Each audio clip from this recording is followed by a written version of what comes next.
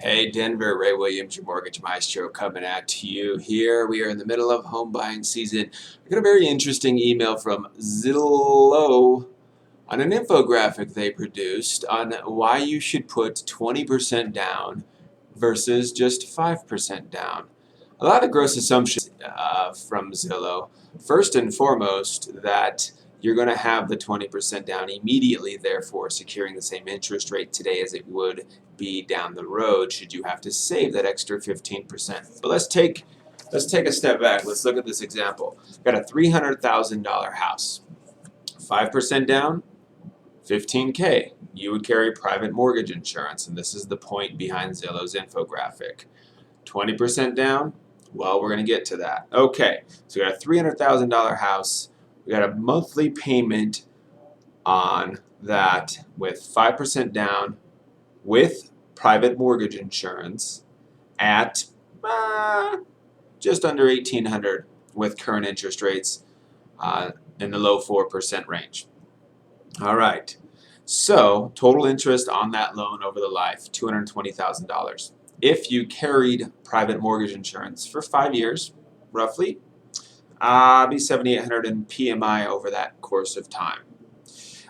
Payment after it's removed from your mortgage with appreciation in the house, $1,652. Okay, now Zillow didn't factor in that you may have to save this extra money. Take the $300,000 house, and let's say it takes you 5 years to save the extra money, and I'll tell you why it might take you that in a minute. But that house now might be $330,000. That's not assuming a lot of appreciation, folks. That is assuming in 5 years that we are talking about a total of 10% appreciation. That's 2% a year. Okay. Now the down payment became $66,000, so now we're $51,000 more down to get 20% down per Zillow, no mortgage insurance.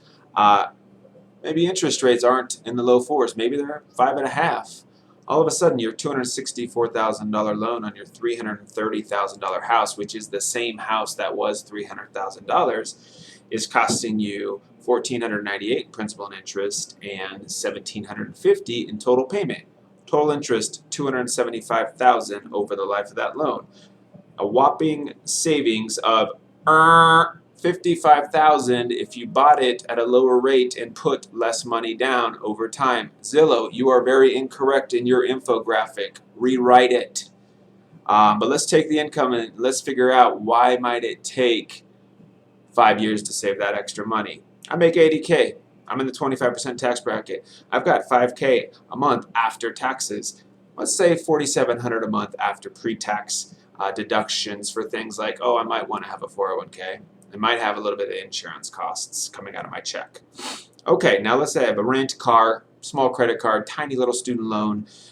Maybe I've got a thing called a cell phone, auto insurance, utilities. Maybe there's some food and entertainment there as well. Say that comes up to $3,000 a month.